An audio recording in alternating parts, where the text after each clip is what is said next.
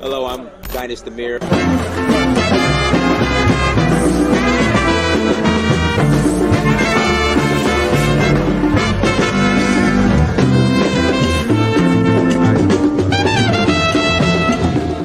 So I reached out to another friend of mine. I said, look, I need to go on vacation somewhere. Where should I go? He said, go to Africa. And not only am I going to go, I'm going to explore a new country. So I went to Tanzania, South Africa, Namibia, Mali, Senegal, Morocco, Liberia, Namibia, Kenya, the Voodoo Festival in Ouida, Gambia, Togo, Cote d'Ivoire.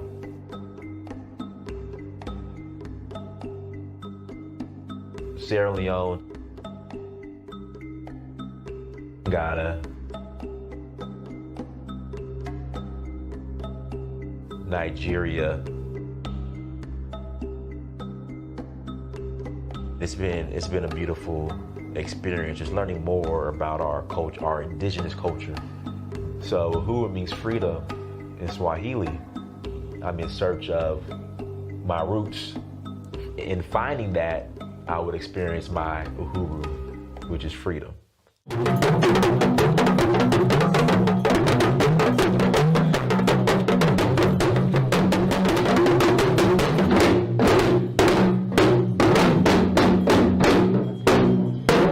Till next time, Dynast Amir, I'm out.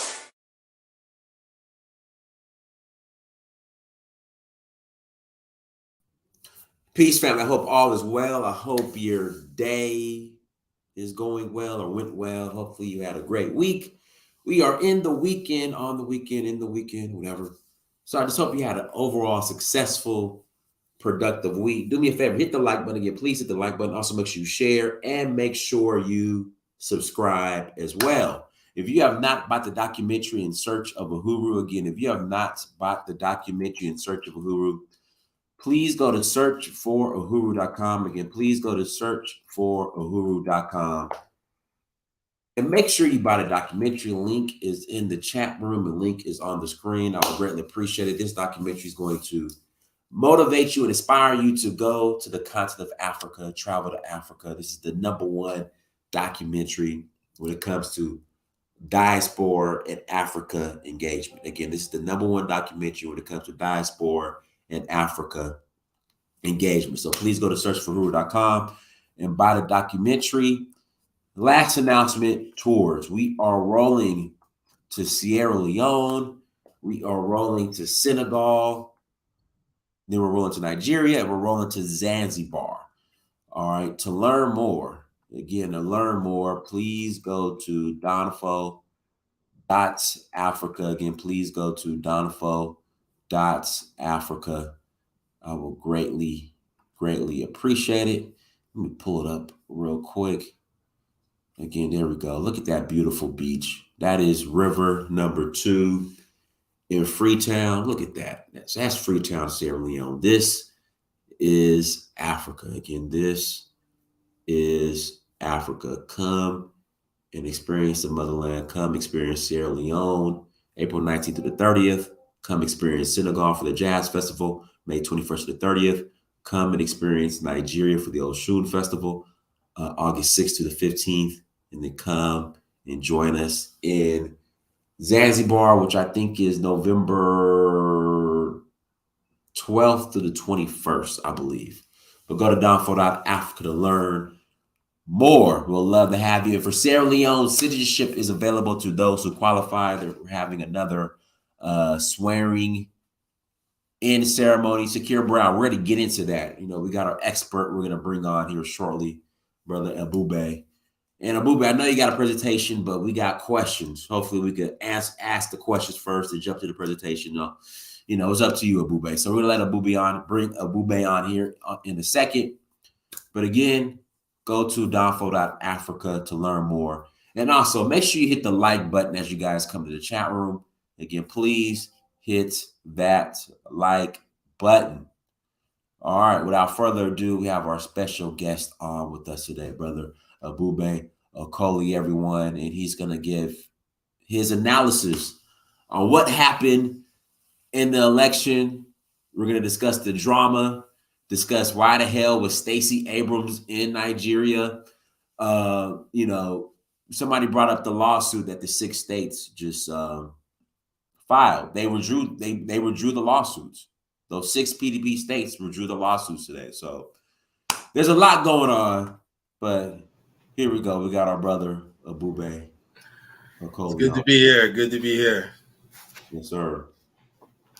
Now, there are a lot of questions. So many people have so many questions, you know, but it seems like INEC, they didn't have as many questions as some of the people in the audience. But for those who don't know me, let me not be rude. My name is Ebube Okoli. I'm a Nigerian-born, American-trained attorney and geopolitical analyst. I'm also the creative director of Up Close and Center. So if you haven't been to Up Close and Center, make sure you go there and subscribe. I release documentaries on important things that have to do with Africa and analysis that you don't get anywhere else. So make sure you go there and subscribe. If you haven't paid your ticket for admission here, your ticket for admission is the like button. Go ahead and give it a thumbs up or thumbs down, depending on your particular feelings on the topic. But go ahead and show that engagement. And yeah, so what I think would be the best is I'm going to talk about what happened, and then we can get into questions, because in talking about what happened, it may answer some of the questions, because trust you me, there are a myriad of questions floating around right now at this present moment. You want to go ahead and pull up the PowerPoint? Yeah. Okay. Yeah, let me go ahead and pull that up. 1 second. Okay. Then I'll go ahead and share it.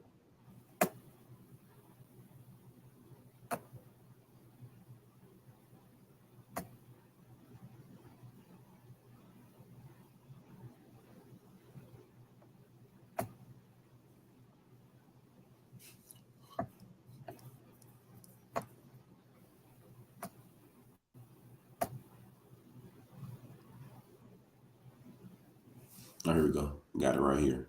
Bam. Perfect. Let me go ahead and blow it up all the way.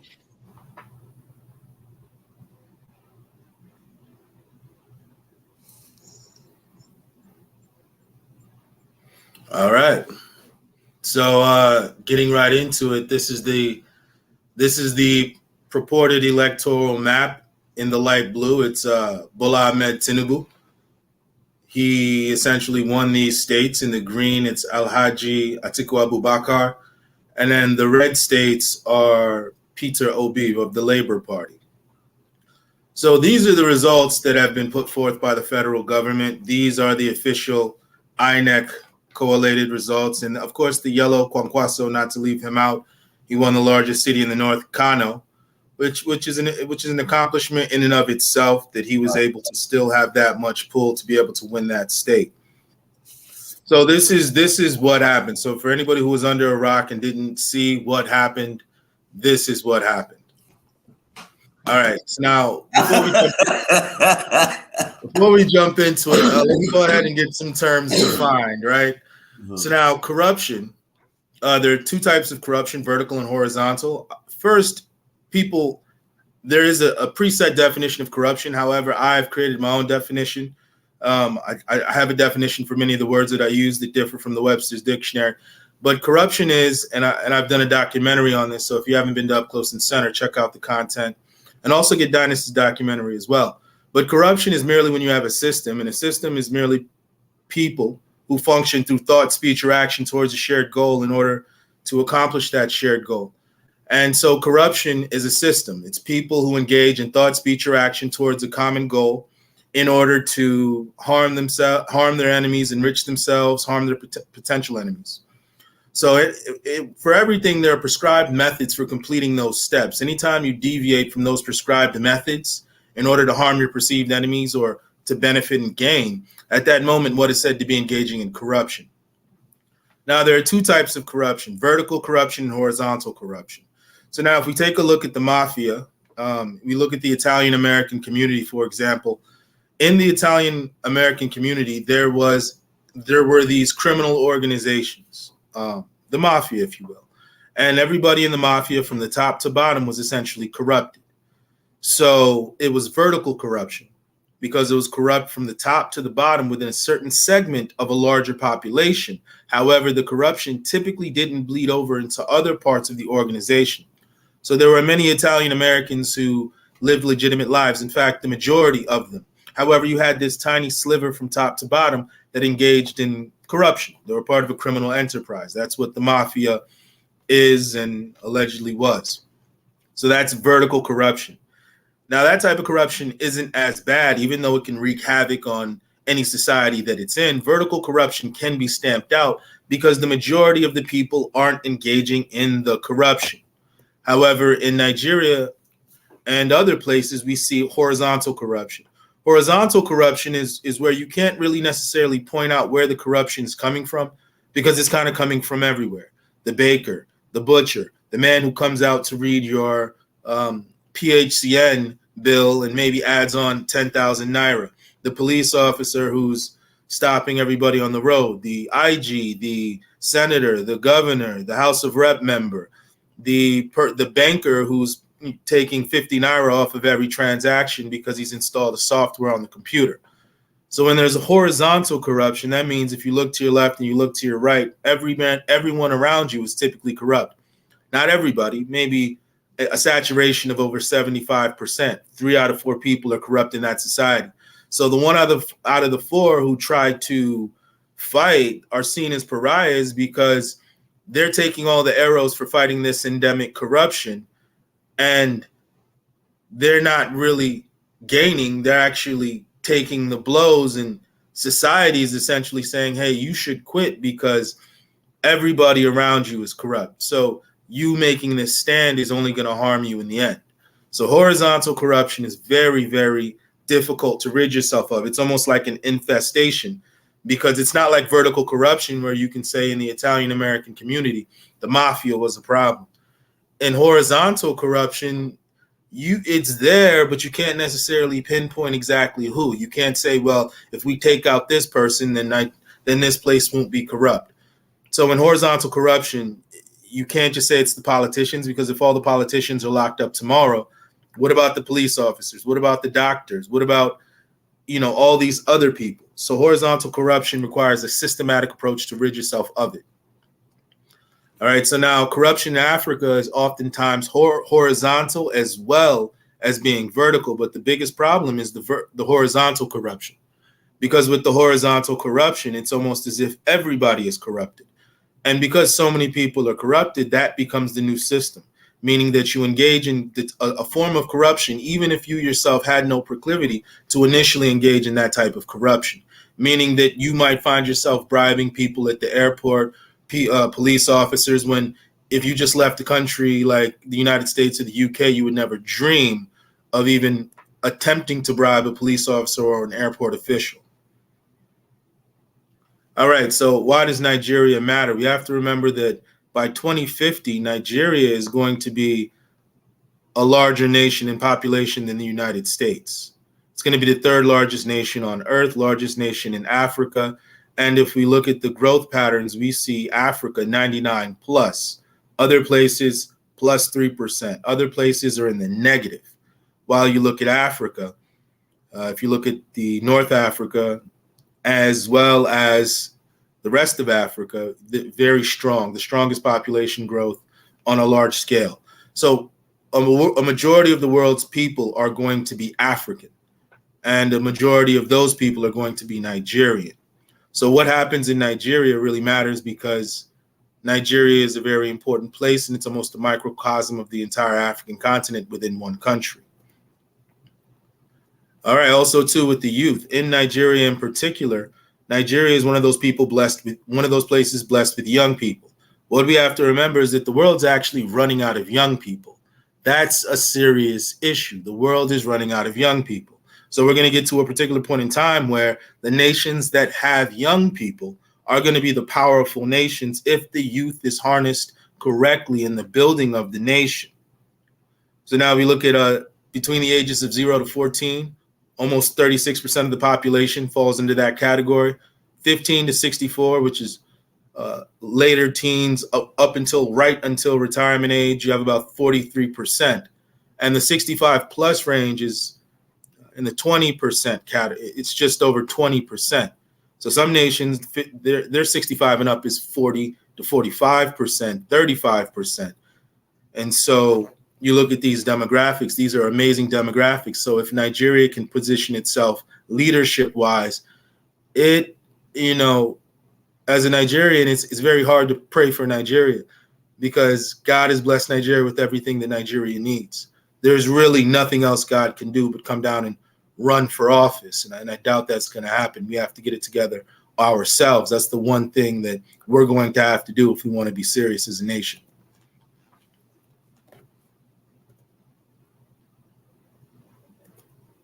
All right. So now you have to remember, with that large young population, what we have is a situation where a lot of these young people, they never lived under Abacha, they never lived under IBB, they never lived under the first Buhari regime.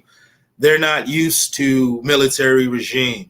They're used to democracy in the truest sense of the word, meaning that most of the people were born in democracy. So we're at a point in Nigeria where a vast majority of the people, almost half of the people in Nigeria today, were born towards the tail end of military rule and didn't really become of age until democracy was at least well entrenched in Nigeria. And these youngsters have social media. They can go to Dubai. They can take trips all over the world. They can come back to Nigeria. They can see how proper societies are ordered. They can see how things are structured. And if they can't leave physically, they can get on their phones and take a look at the rest of the world and see how things are supposed to move and see how democracies are supposed to function. So they have this belief that, hey, here's how Nigeria is supposed to function. It's a democracy. It's this, it's that. And we saw this during the End SARS movement when we had a lot of people really, you know, exerting themselves. And what the youth were told is that the PVC is your weapon. Don't take to the streets. Don't run out and look to harm people. The PVC is your weapon. All right, so now what we have to remember is that there were the BVAS anti-corruption tools. So in a place where there's horizontal corruption, you have to have systematic tools in order to combat that corruption. Because the problem with horizontal corruption is you really don't know where it came from, where it's coming from, and where it's going. You just know that it's there. So there were high hopes for this election because there were the PVCs, which were to authenticate the people. There were the BVAS electronic transmission, meaning that multiple people couldn't vote with the same name. You were only able theoretically to vote once after you were accredited, and after being accredited at your particular polling unit, you would now vote. And once you were done voting, those results would instantly be sent to INEC, and there would be full transparency in that. It would be like America. You know how in American elections, it's almost real time. They show you who won this county, who's winning this county, where it's most likely to go. That was how this Nigerian election was supposed to be. And that's how it was touted to be for almost about 9 months now, almost a year. There was the INEC was stating that this is the anti-corruption tool that's going to make this the freest and fairest election in Nigerian history. So according to that, everything must have went well, and they accredited all the voters. And after accrediting all the voters, then everybody voted and all the results were transmitted. And that's the end of the story. Well, that should be the end of the story. However, there were some hitches along the way. Such a simple process somehow became flawed. All right, so now here's what some people allege. They alleged it was going to be difficult for the APC to actually win because statistically, the APC, things haven't been better from a statistical standpoint. So, for example, when the APC took office, the dollar was trading at 100 naira to a dollar. Now it's almost 800 to a dollar, may soon reach 1K. Fuel was 87 naira, now it's 300 naira. Kerosene was 150, now it's 1,000. Diesel, 155. Now it's almost 1,000 as well. Cooking gas. I can interject real quick on the dollar. I think the 740. That's black market. I would think that's definitely not the bank. Yeah. Well, you gotta think about it. I mean, if some guy's sitting outside of Sheraton with bags will give you 740 versus walking into the bank and getting the official rate, you're gonna go where you can get the most. So really, the black market rate is the quasi rate, because if I can get that within the country, well, then that's the new rate. True. Theoretically and practically. Rice, 8,000 naira, 46K. Bread. So a lot of people were looking at it and saying, the APC, it's going to be an uphill fight. Are they really going to allow free and fair elections? Are they really going to test their popularity? And in the middle of the process, there was actually protests. So, for example, what happened was this. For some strange reason, only half of the process was followed, meaning that there was voter accreditation. However, there wasn't electronic transmission of the results, meaning that the results were basically written in and then phoned in and saying, hey, here are our results. And there wasn't anything to authenticate it and say, okay, let me cross-reference these results that you just came up with. And this happened in 5 or 6 states. And so the PDP said, wait a minute. The LP said, wait a minute. Kwankwaso's party said, wait a minute. How can we accept these results? We're looking at the server. The server is saying that the no results were uploaded, and you're declaring states for certain candidates without us being able to cross-reference it.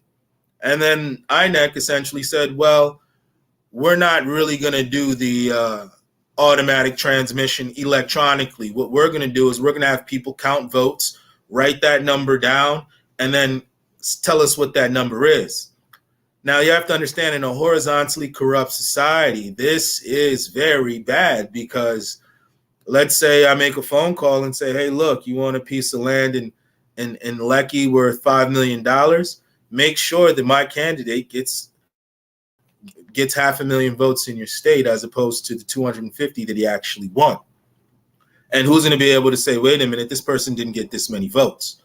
Another problem, too, is that even up until election day, people were finding tens of thousands of PVCs in gutters, in ditches, in abandoned houses.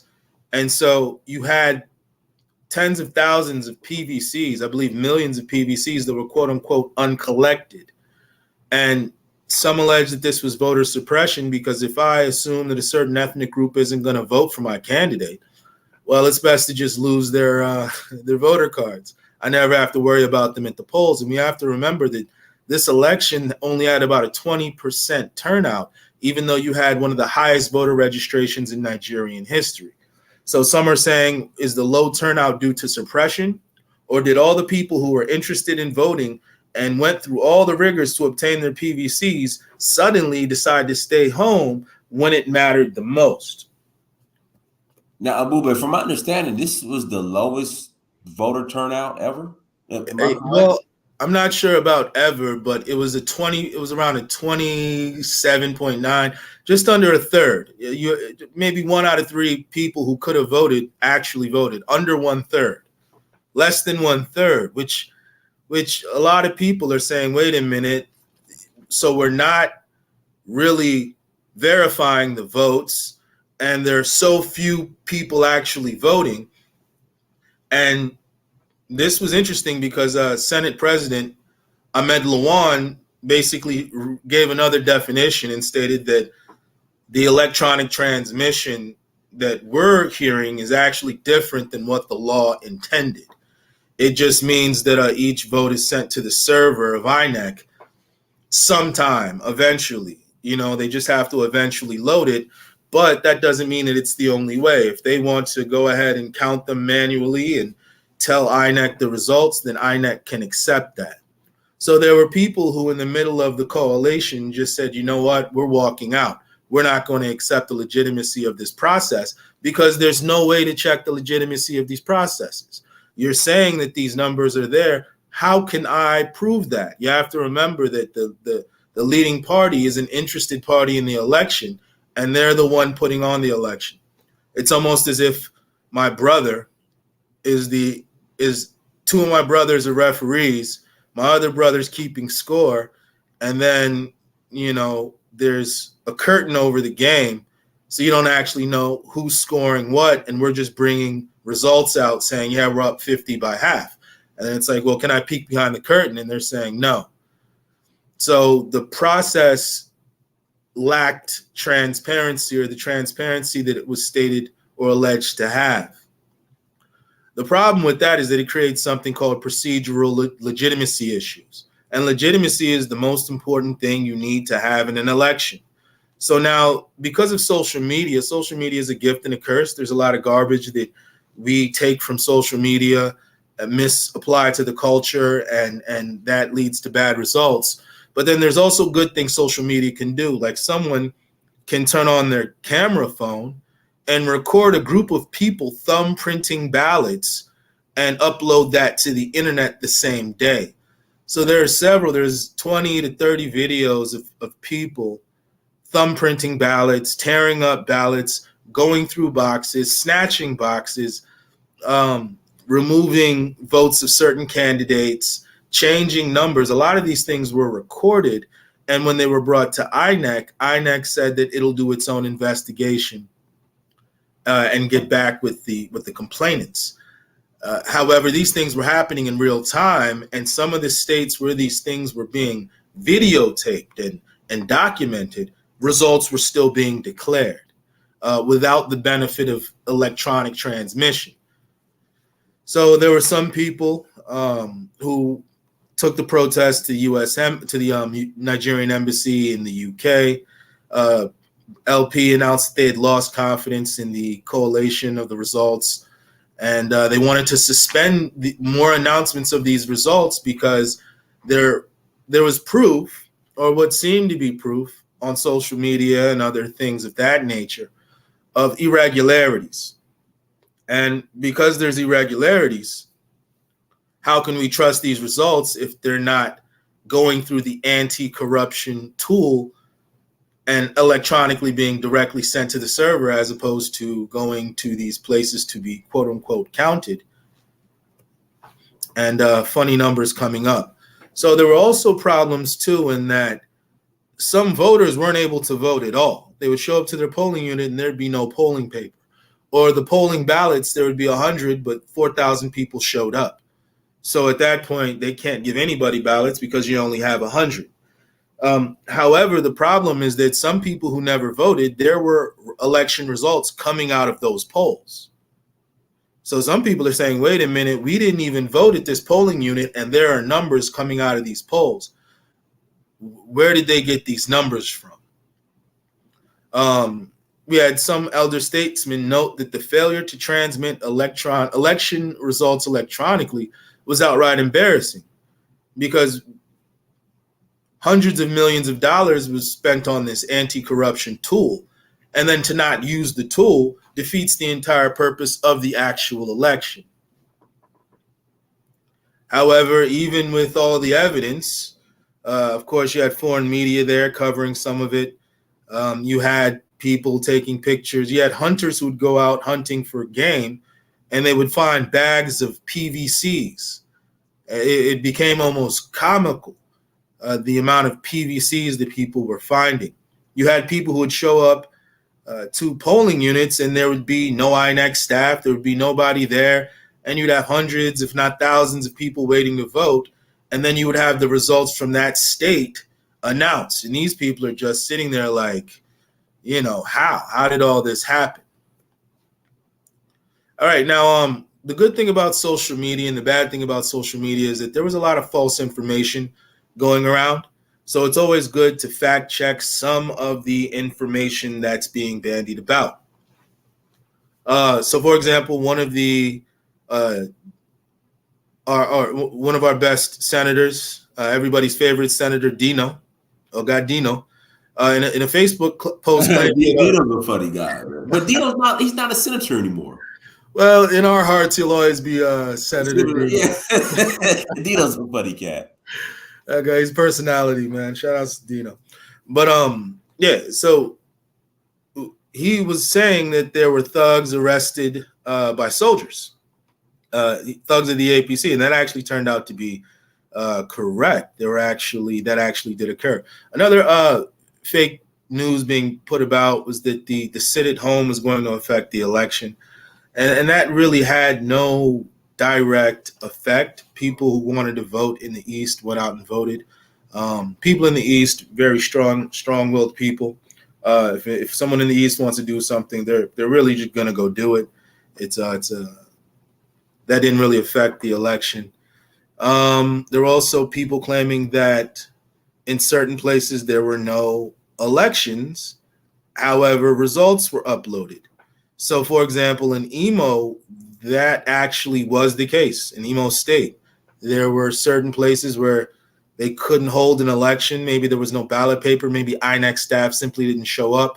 However, people were announcing results. So that is actually a true fact that there were places that had no election but had results. There were also claims that voting didn't start until very late in certain places. So in certain places in Bielsa, people would show up at 9 a.m. and they wouldn't get to even start voting until 4 p.m. and voting would go late into the night, which is a problem in certain places in Nigeria. You don't want to be out too late at night. Just generally, you want to be home at a certain hour, especially if you're elderly or you've had to travel far. Public transport gets difficult the later it gets. There were also people saying that that the polling units of some states were direct copy and pastes of other states. So there was an allegation that a Sokoto State polling unit was used for a polling unit in Rivers State, and that was actually correct. They actually had the same figures, almost as if it was copied and pasted. Same thing with Ekiti State. There were some places where the election results were. Hey, Ebube, I have to walk my son outside to the car. Keep going. Give me like a minute, 30 seconds. Take your time. It's all good. I got you. I'll just keep going. All right. Here's another example of results that they were semi-imposed from another jurisdiction. So whether these were intentional, whether they were accidental, we have a situation where this shouldn't be happening at all. People didn't stand in the sun and under the rain and queue to exercise their right only for their results to be made up. All right. Now, when it comes to some of the international observers, the EU instantly condemned the election as simply lacking transparency. If there's an anti-corruption tool that's supposed to be used to create transparency in order to make sure that whoever wins is the person that had the will of the people. So you use an anti-corruption tool, and then at the very last minute, the anti-corruption tool is jettisoned, and we go back to merely hand counting / announcing results.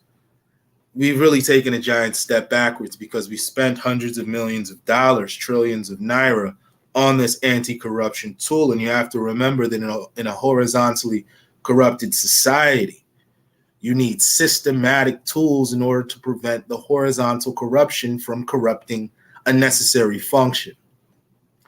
In every society, there are things called necessary functions. So, for example, the police, that's a necessary function. That's one organ that we can never allow to be corrupted because it's a necessary function of society. People that do our utilities, our electricity, our roads, our sewage systems, those are all necessary functions. Regardless of how we might feel about them, they're necessary functions. You need electricity. You need indoor plumbing. You need motorable roads. You need infrastructure. Those are necessary functions. Anytime you allow corruption, because it's so endemic in society to eat into a necessary function, you as a society aren't going anywhere in a hurry because your necessary functions are corrupted. So the people who are there, rather than looking to execute their duty, They formed systems of corruption within a necessary function in order to exploit people, and the actual mission of providing what they're supposed to provide is second or third in the hierarchy of why they are there. And that's a very dangerous position to be in as a country, because we're all competing as nations. And if your nation has corruption in necessary functions, it's almost as if the nation has a cancer that's eating itself from the inside out. All right, so with all that being said, here are the results. Here are the results that were announced from the 36 states plus the FCT. Now, there's a little bit of controversy over the 25% in each state and the FCT, but it seems like that's going to be one of those issues that's actually litigated in court. And being that it's going to be litigated in court, it's going to be more academic than practical, in my personal opinion, just seeing how some of these things play out. Moreover, the only problem with going to court is this. Oh, I'm back. All set. Perfect timing. The only problem with going to court to win a mandate at the federal level, this isn't the state level, this is the federal level. The only problem with going to court to win a mandate at the federal level is that if somebody is willing indeed to rig an election to become president, they're willing to rig the electoral body to become president, they're definitely willing to throw a few dollars to the judge to make sure that they stay there. Allegedly, if we're going to allege that there was malfeasance at play here. All right, so now there were reactions. The President Buhari stated that, hey, look, don't inflame Nigerians. We had an election. If you have a problem, go to court. This is very different rhetoric than we may have witnessed when President Buhari was merely a candidate. However, he's basically saying that the rules and the announcements he's legitimizing it, saying if there's an issue, go to court. Let's not have problems. There's other reactions from Michael Blackson, for example. Shout outs to a fellow West African brother. He basically said, hey, look, since I went to America, I've seen 7 different presidents, and none of them changed my life. I changed my life by God's grace. Don't give man that much power. You can do without them. Be a leader, not a follower. So he was basically making a comment that he was noting Nigeria's electoral process and proceeding from there. So now INEC's budget for 2023 elections was 305 billion naira, which is a boatload of money even when you convert it over to dollars. And after spending all of that money, we still have people claiming that the presidency was theirs and that it was a stolen mandate. So many people are saying, so what exactly happened with all of this money that we spent only to have an election that most people are saying is not transparent? All right, so a lot of people feared that there would be people turning up and in an NSAR style getting to the streets and making noise, but it seems like Pito B, Atiku, Kwankwaso have all called for peace, and it seems like they're heading to the courts, which is good in some sense, that it's not going to cause instability, but it's bad in the sense that we have an election that procedurally lacks the legitimacy that it should have had. And legitimacy is the most important thing for authority, because if the people deem or decide that the government's not legitimate, well, that government is ripe for overthrow. That's the importance of an election. It's to legitimize the government, meaning that whether you like me, whether you don't like me, I won this competition, so you have to deal with it. And the person won the competition fair and square, so you re-strategize for the next 4 years because you respect the process. Whenever someone alters that process by engaging in corruption, they never quite have the legitimacy that they need to truly run a nation as complex and developing as Nigeria, or any African nation for that matter. All right, so now here are some of the stats. So now we see the discrepancy between the 93.469 million people who registered to vote, and the fraction of that actually showed up in the numbers that INEC announced. Some people are alleging that certain candidates won millions of more votes across the country than they're being credited for, and it was actually a blowout. So what they did is they simply just threw away millions of votes in order to get to a combination where their candidate would win. So this is another issue about turnout. It's very odd that we had so many people register only for so few people to actually vote. So for example, we take a look at Imo State. We had 352. P2B performed well here. We have Kanu, which just under 1 million votes to the winner. Tinubu did very well as well. People thought Atiku and P2B would do a little bit better than they did, but those are the results from there. Plateau State, it was a toss-up between the three, but P2B won it. It was a surprising twist of events is in Benue. Atiku, who wasn't traditionally popular in Benue, actually won that according to what INEC announced. We see Katsina. Katsina was a toss-up between Atiku and Alhaji Bola Tinubu. Edo State, P2B was declared winner. But you keep looking at these numbers. None of these numbers really break into the millions. They're all, 300,000, 400,000. In Lagos, for example, we had just around 1.1 million people voting for a state that had almost 5, 6, almost 7 million registered voters. So some people are alleging that maybe P2B got millions more votes that simply weren't counted because the results were never uploaded. They were merely phoned in and someone said, okay, this person has this many votes, this person has this many votes. And that was it. One of the surprising things is that this was one of the elections that wasn't really based on tribe or ethnicity or religion per se.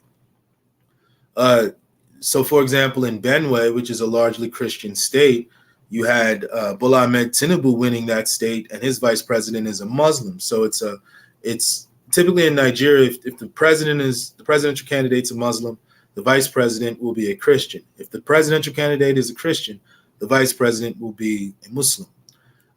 This is one of the few times when you had a Muslim ticket and a majority Christian state chose them over joint tickets and a ticket where the presidential candidate was a Christian.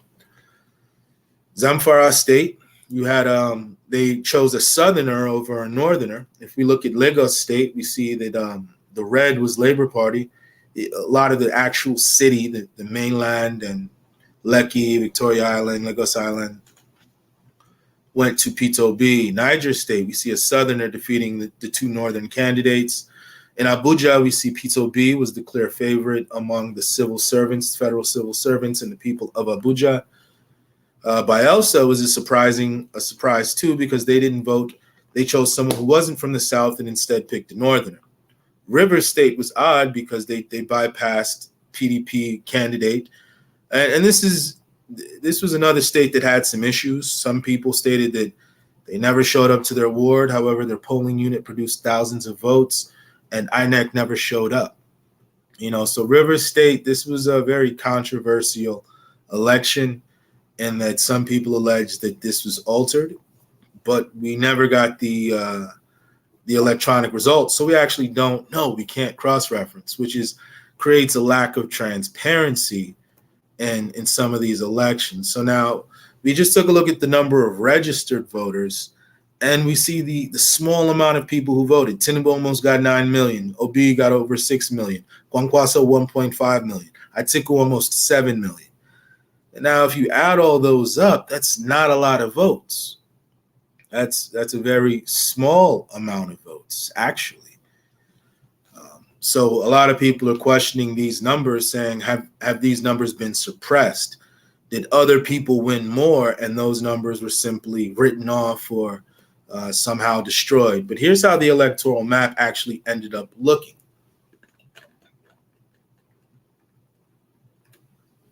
And this is one of those maps that nobody could have truly predicted. Hey, let me ask you this. Was Obi supposed to win Rivers? Well, he slated to win it? he had a strong following there. And there's a song in Nigeria, came out about 20 years ago by Mr. Rod, says, what is your right before election? Mana after election, ihi gafubu selection. We have the right to choose, mana for 9 o'clock news, munagiko confused. Meaning that what we hold is a right, and I'll translate that. What we hold is a right to vote. We'll exercise it and we'll fight for it. And then after a long day of fighting and queuing in the sun, we turn on the TV to watch the news, and all of us are confused as to how this person won when none of us voted for him. So there were allegations because Peter Obi he had a strong movement in Rivers State, a very, very strong movement. And Tinubu was a little bit more unpopular. If anything, I would have expected, if Peter Obi didn't win that state, I would have expected Atiku to win it because it's a PDP state. However, you have to remember that Wike and the G5 governors, they all kind of had a little bit of friction with the fact that Atiku became the presidential candidate.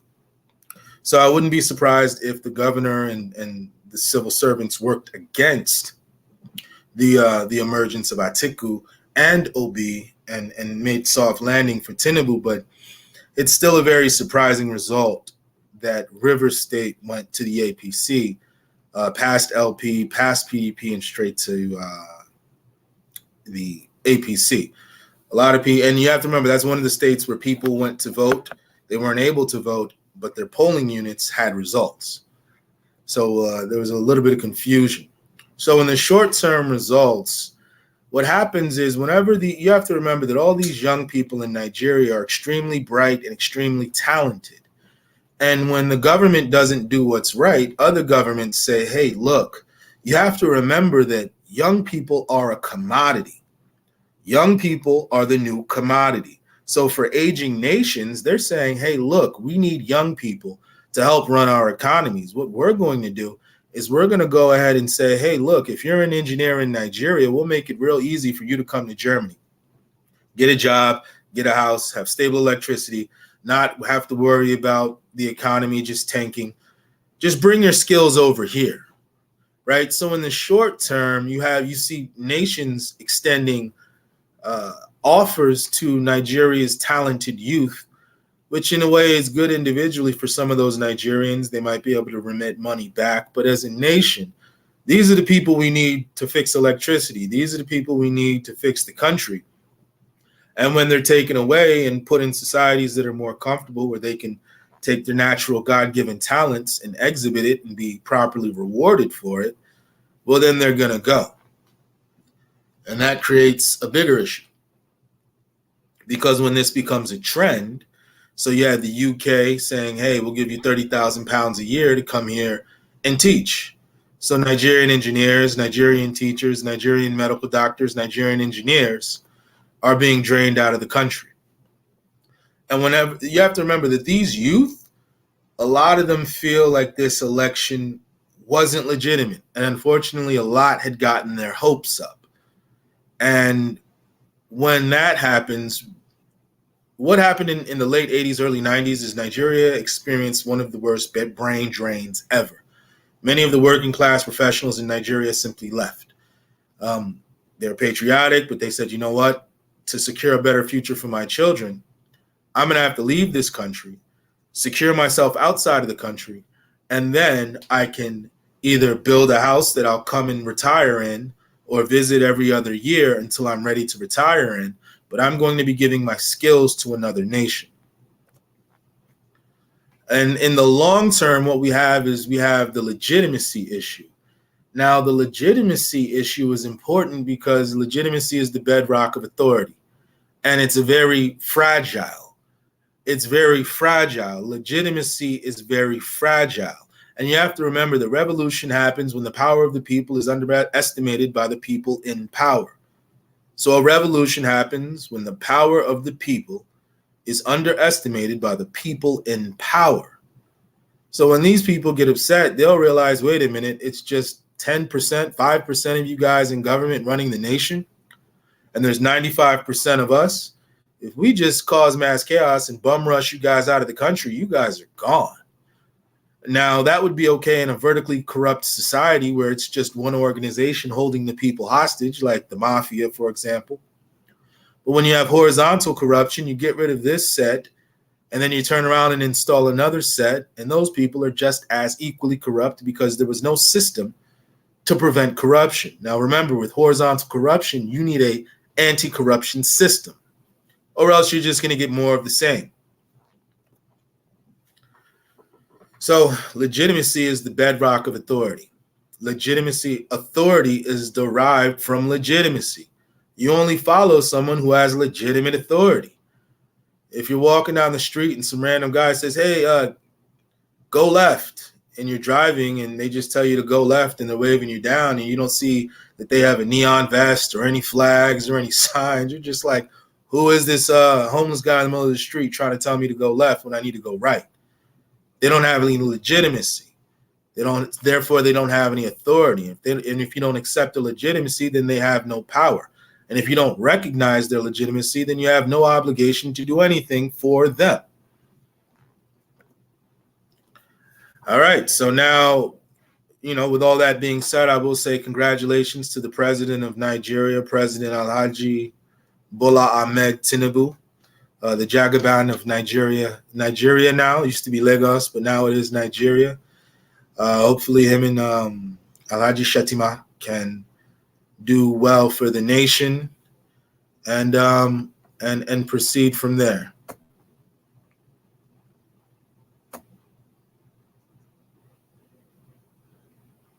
Yes, sir. Hey, guys, let's do this. We're going to take a quick commercial break. When we come back, we'll open up the lines. Answer some questions. I got a couple questions myself. Let's see. Search for Uhuru. This is what I said earlier when I came to your show, asking you that the youth mandate was stolen and we need help to recover it back. Again, we're going to take a quick commercial break. I'll put the link in the chat room. You guys can add to the conversation, and we'll be right back.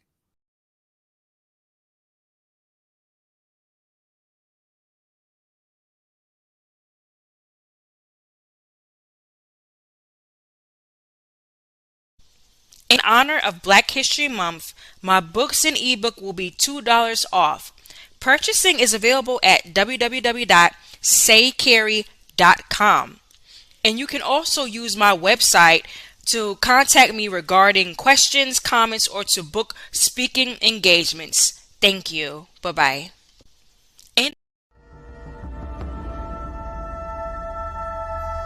At the Okoli Law Group, we specialize in producing justice. If you or a loved one in the Atlanta metro area is facing serious criminal charges, then you need serious legal representation. The Okoli Law Group is here for you. The Okoli Law Group is here for us. The Okoli Law Group, serious legal representation.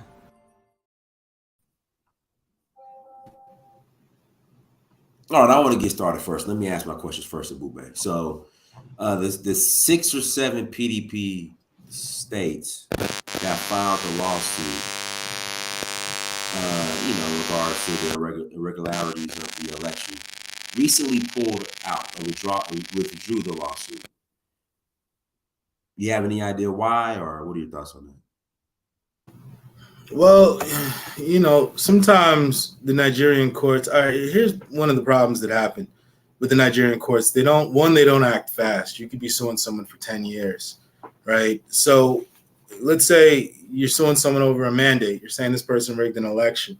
Now you got 4 years to really get, you really got about 8 months, six months to really get this resolved. Because what will happen is that, let's say the judge postpones it, takes their time, reviews evidence, and then 2.5 years in, it's so close, and then it might get to the point where they're like, you know what? Elections are 18 months away. People are going to start campaigning in 6 months.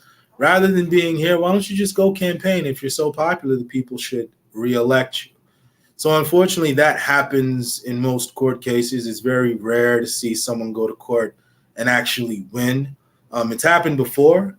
But not at the federal level. It's only happened at the state level.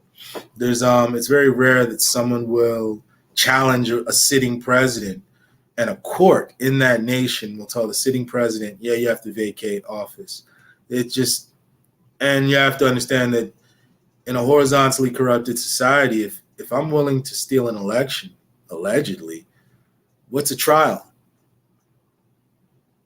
All right, and then how do you think now that the since Tinubu's in power, and I think with the APC, they pretty much control the Supreme Court too, correct? Yeah, well, they're going to constitute the government, so they How do control. you think that's going to affect Adeleke and Oshun? Well, sometimes the big boys will leave the states alone unless they have a vested interest. They'll say, you know what, it doesn't matter who's the state governor there. I'm going to let the will of the people stand, right?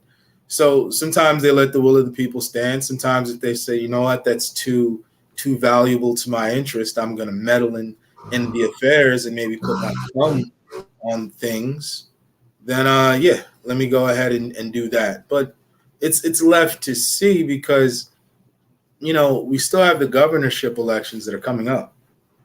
And people are saying people are ripping their PVCs up. They're burning their PVCs because you have to remember a lot of these young people, some of these people are 19 right now. Do you understand? Mm-hmm. They were born in like 2002. They don't even have a 19 before their birth year. It's a 2000 something. So they're looking at it like, we were supposed to be able to vote. Our PVC is our weapon. We were told not to protest. We were told this would be free and fair. And then we're asking where are the results, and someone's just announcing them from a notebook piece of paper. And in a horizontally corrupted society, a lot of problems can arise from that. So who knows with that delegate? Who knows how that case is going to go and how this is going to affect them?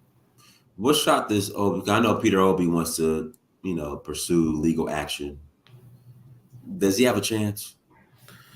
Well, you always have a chance because there's no such thing as absolute impossibilities. Well, there are physical impossibilities, but I mean, with litigation, sure, anything can happen. I personally don't believe that the courts are going to overturn a presidential election. They may say, look, you know what, there were irregularities. We can't for sure say who won. However, since INEC has declared a winner, we'll go with what the INEC has declared because the Constitution gives them power to declare the winner. However, we can't certify this election as fully being free and fair. So they might just say, you know what, you win on theoretic because, the evidence is there. It's documented. There were documented problems with that election. The EU even said, hey, this is a step backwards. This isn't in line with the type of election that we expected to see. And, the court might say, you know what, you're right. This election was problematic. And then that'll be it. Congratulations. You might have actually won, but that's as far as this is going to go. It would be very surprising to see a federal court give the mandate for the president of Nigeria to step down for someone else to be sworn in. That's a hard sell in this part of the world. All right, and then my last questions. So I was listening to an interview. They were interviewing Atiku. They had a press conference. And so, number one, he low-key ran Peter Obi under the bus. He, for the most part, blamed Peter Obi leaving the PDP party to go to the LP party on why the PDP party lost. So that's number one. Number two, he wanted Obi to pretty much run as his vice president, running mate again for the PDP party. And he said, this is what Atiku said. He said that Obi ran. What I mean by that, Atiku says that Obi and him met with all the PDP governors. And the PDP governors, guys, do me a favor, hit the like button. If you're in the chat room, you have not hit the like button, do me a favor, hit that like button.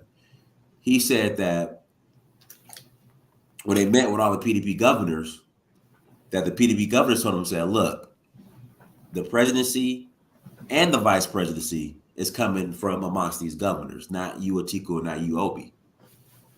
Atiku said Obi got intimidated and left and went to the LP party. And then Atiku was like, he stood his ground, back to the wall, and ended up getting becoming a flag bearer. Well, Then he said that Obi wasn't patient, and that if Igbo's pretty much, he said that Atiku said that it was gonna be him that made the next Igbo president. They got to come through Atiku. That's pretty much what he was saying. And he said Obi pretty much messed it up. What are your thoughts on that? Then I start bringing some people on to the panel. All right. Yeah. So, you have to realize Atiku's a politician. He's always going to make himself look better when referring to him versus other politicians. So we have to remember there's implicit bias there. Allegedly, the reason that Peter Obi actually left the PDP was because there were certain governors in the PDP who were playing dollar politics. They were allegedly taking money from their treasuries, and they were basically buying delegates, buying influence. Allegedly, some of the oil-rich state governors were using a lot of money in PDP politics to get their way.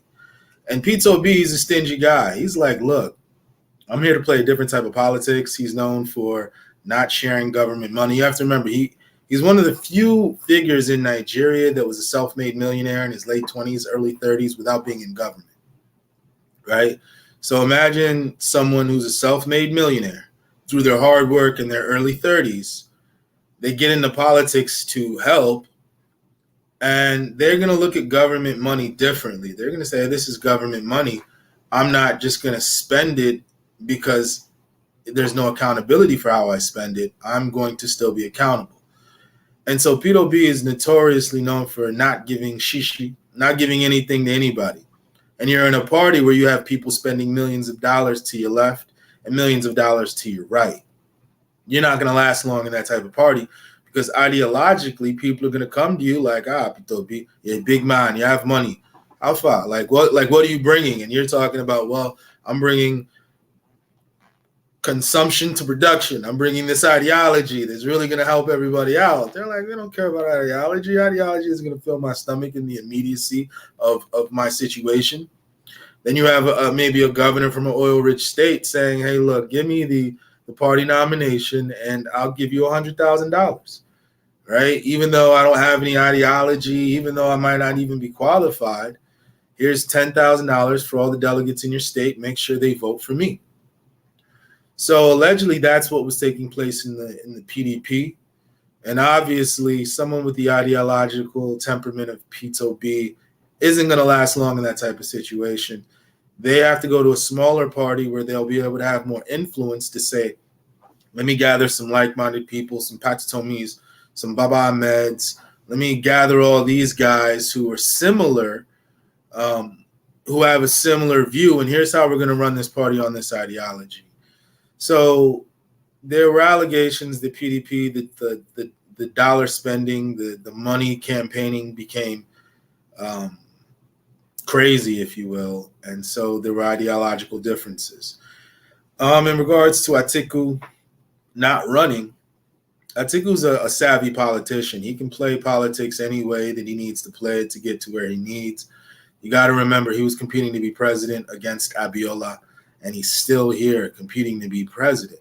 This guy was vice president, so he actually had the most federal experience out of anybody in the entire, race. So he might last longer in a party because, he allegedly is a very, very one of the most wealthy men in the Northeast. And maybe he has money to spare. Maybe he just has favor. In regards to Igbo presidency, Pete Obi didn't really run as the Igbo candidate. Some of his biggest opposition were from the Igbo elites. Pete Obi won Lagos. He won a bunch of places where the indigents said, you know what, this is our choice. And, from the results that we've seen, he might have won in more places. But the thing Pete Obi had is Pete Obi was a candidate for the youth. And you have to remember, the youth are the majority of the country. Pete Obi actually was like the hope candidate that the only thing Nigeria needs is somebody that will get there and not steal money. Because you have to remember, the only thing that the president is in Nigeria is the person who gets the key to the safe of all the nation's money. That's really all the president is. in Nigeria. And they decide, well, we'll spend this many billion on military, this many billion here, and we'll do this with this and this with that. So they basically, Nigeria has a big vault of money called the government. And when you pick a president, you're basically saying, we're going to give you a key. And you're going to be able to go in a dark room that nobody can see you, and you're going to be able to access the nation's wealth. Do a good job with it. And allegedly some people only campaign to get that key because they know the wealth that's going to come from it. So you have that type of situation. Yeah. Auntie, Mama, go ahead. Hi. Good evening. Good evening, Okoli. How are you doing? I'm doing well. What on topic do you have for us? I'm sad. I'm really sad. And we just can't let things to just go this way. And we do nothing. It's better we do something and we don't succeed than not doing nothing. Because if we don't do something, Africa continent is gone. And the youth, we're going to lead them to do more dangerous things that the world will not be able to stand. Our youth in Nigeria are very intelligent and smart. They are resilient and they are hardworking. But the truth is this, we know opportunity has not been given to them, environment has not been given to them to use this smartness and intelligence to develop Nigeria and Africa continent. Then they have decided to survive by all means, and we know what they do now. They do Yahoo, they do fraud, they're into kidnapping, they're into Boko Haram, banditry. This is the only hope we gave to them. Obi gave them hope. They believe in. And they use their resources, they use their energy, they use everything to fight for this election. We are not saying Obi should win by all means, but we want transparency. If it was transparent and in laws, they're going to pat their shoulder, they're going to say to themselves, we did try, maybe in next 4 years we will try more. What do you think they can do to improve the transparency for next time? Because clearly this wasn't it.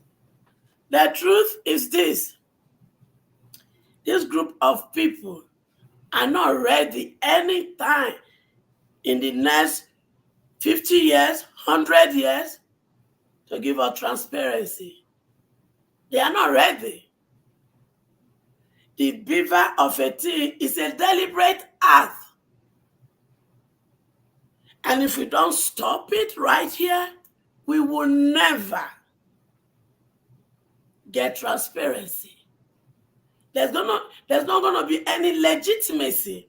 And the more we prolong this, the more dangerous Nigeria will be. And the more dangerous Nigeria will be, the more dangerous Africa continent will be. The more dangerous Africa continent will be, the more terrible things that's going to happen in the global war. And nobody will be able to contain it. So it is now. Because before now, I know we are sitting on a time bomb. Because a situation where you have the youth population growing and there is no provision for them to live a legitimate life and fulfill destiny, then we are calling for war. Are we ready for this war? Are we ready? Because there is no way you're going to whip a child and you're going to tell the child, you know what, don't cry. That's what the cabal has just done to this young population. What do you think the youth are going to do? Because right now there's this uneasy calm. We're not quite sure if the calm is because people have acquiesced or the calm is people are just... The calm is not calm. So what is it? The calm is calm because they are planning and strategizing. We don't know what's going to happen. If they go to that court and the court decides to deprive them justice, it's going to be terrible. Because they've got it to that point. You know, there's always a point you call a boiling point. That is where this young one has gotten to. So nothing, the only thing, and that was what I was trying to explain to them earlier when we came on your platform, and I said, it's easy. And the polling unit document was prepared that has several copies, and it was given to everyone according to the constitution or the rules. Let them bring them together. We'll be able to get out the true figure. Then let us put it out there. Well, what if the truth? What if the truth? Then we will know. But the situation. What if the true figures? What if the true figures don't favor the party that was announced to be the winner? Do you think they're going to put those out? Because then that would expose them as a fraud if those numbers don't match. But the truth is this. Are they going to be able to govern when there is war? Are they going to be governed when the street is upright? Are they going to govern their children, or they are going to govern the same youth? Who are they going to govern? Is their self-interest, is it more better than the populations that are bleeding? We have to call a spade a spade. We've come to a point in our country where illegitimacy, where corruption and rigging has to stop if we must move forward. There's no two-story about this. The youth we have today, they've known the truth. If it was the days of our father, they'd be doing this. It's not that they started today. But because they tell us what we want to hear. But the internet age, you don't tell us what we want to hear anymore. We are able to pick the evidence by ourselves. So you can't deceive us anymore. And that is where it is dangerous. Sister, let me do this. Let me pass it to Nigel. We appreciate you coming on. Go ahead, Nigel.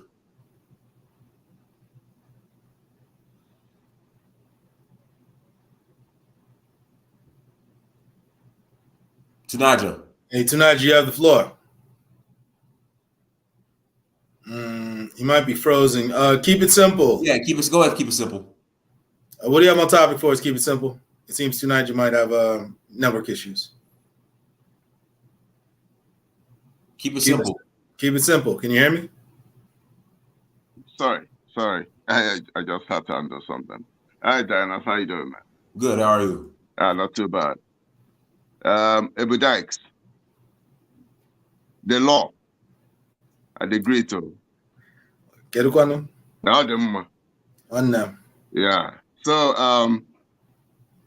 the election was filled with drama and all that. So, but my question is, I want to ask was, why did Buhari implement this cashless thing? Sorry, not the cashless thing. Why did he change? Why did he change the currency, the old currency to the new currency right before the election started? Well, there's been a new development recently. There's been a statement attributed to him. We don't know for sure if it was actually him, but there's a statement that he apologized for doing that. And El Rufai came out in a press conference to state that the CBN governor was actually working for the PDP and implementing that policy in order to make sure the PDP would win. Now, there's a lot of conspiracy theories flying around on both sides and finger pointing. Some people allege that it was to curtail vote rigging, which seems pretty logical because the 500 Naira note and the 1,000 Naira note, a lot of them were out of circulation. And if you understand Nigerian society, you understand that there are some big men who will have a mansion in Ikoyi or Maitama, and it's just packed full of Naira. Nobody lives there. And they're waiting to use what comes in from bullion vans to influence and Because in Nigeria, at the end of the day, it's a capitalist society. You can buy influence. If you have enough money, you can buy goodwill. You can buy votes. You can even buy you can buy whatever you want. So there were allegations that that's why he was doing it, and that does seem logical. But at the same time, if he was really gung ho about free and fair elections, the timing was quite odd. Extremely odd. Extremely odd. It seemed as if it was meant for the elections. So that's another one of those things that's just in the air. Were we trying to have free and fair elections? Was that the goal, or was it just a policy that coincidentally timed itself to occur at that particular phase right before the election? But that's going to be something that's going to be resolved a little bit later, because you're going to have people like El-Rufai coming out saying that, pointing fingers. You might have people who get behind that theory and say, you know what, I believe that was done for that purpose.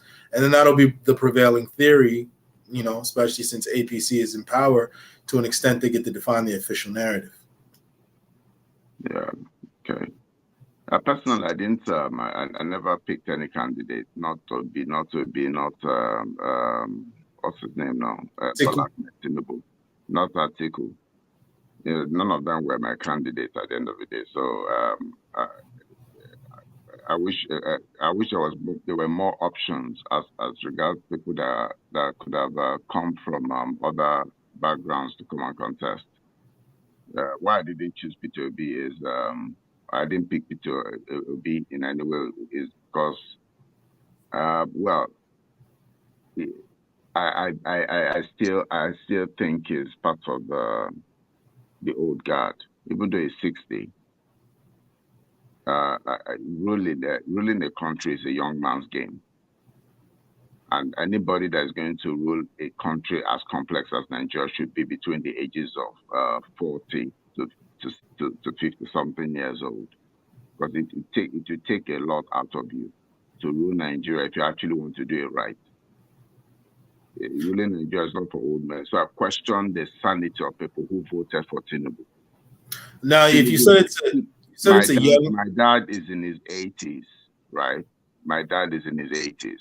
So I know how much he's deteriorated mentally and physically. So what's your prediction for the new administration, being that the person who's heading this administration is the opposite of what you just described? They're the opposite of being a young man. What's your prediction as to the success of this incoming administration? It's going to just be a continuation of what we already had there with Buhari, to be honest. I'll even worse, so I'm not going to hold my breath. Yeah. Let's pass it to Sister Cal. Go ahead, Sister Cal. Thank you. And I am so impressed with this analysis. It's just so refreshing to see someone present very objectively, right? And I also wanted to ask you to talk a little bit more about this issue. You only briefly touched on the issue of brain drain and how the West really benefits from the human capital in Nigeria. I'm a Liberian, and one of the things that I understand very well is what happens when the young and the bright and the brilliant people leave. Human resource flight is even worse than mineral flight and other things. So I wanted to go a little bit more into that, and I also wanted to quickly just respond to the idea that your age has something to do with your ability. I mean, we have too many examples in Africa of young fools in power, Gambia, and I'm not going to continue, but age is not the issue. I mean, my own country, the president is in his 50s, and it's a disaster. We should be looking for ideology, for competence, for sincerity, for people who understand the world. In the United States, you have people who are relatively old, but they're ideologues. They believe in something. You've got a lot of young people behind Bernie Sanders. You had a lot of young people behind Donald Trump. So it really is not about age. And just because one person is healthy at 50 doesn't mean that, you know, every 50-year-old is healthier than every 60 or 65-year-old. It's just, it's something that we have to get past. I think age is a very trivial criteria for determining who can be a good leader. But I'll stop there. In regards to what you talked about in about the brain drain. Now, that's one of our biggest problems, because you have to remember that the youth, people don't look at the youth as a natural resource, but the youth are actually a natural resource. They're the actual wealth of the nation.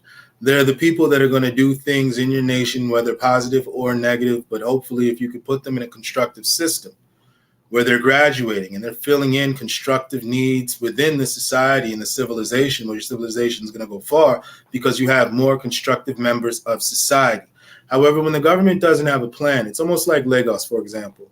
Lagos grew immensely without a plan. So you have certain areas of Lagos that are on blocks, they're gridded out, they've been laid out well, and then you have maybe 30 years of military coups, and then you just see Jaga Jaga, where there's no planning commission, so someone built a house here, someone built a house here where there's supposed to be a road, someone built the house, so there's no drainage, so now it floods merely because 10 people decided to build a house where there was supposed to be the drainage.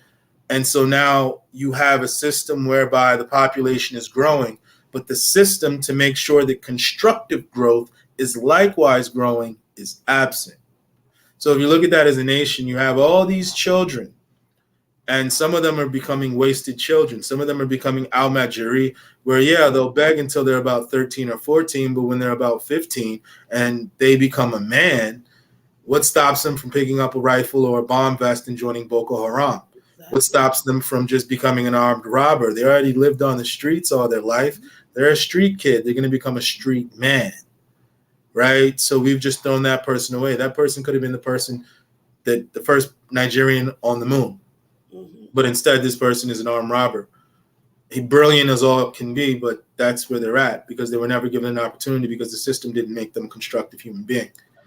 So unfortunately, what happens is if you want to be a constructive person, if the system within your country isn't providing you those opportunities, the first thing you're going to do is say, well, I'm constructive.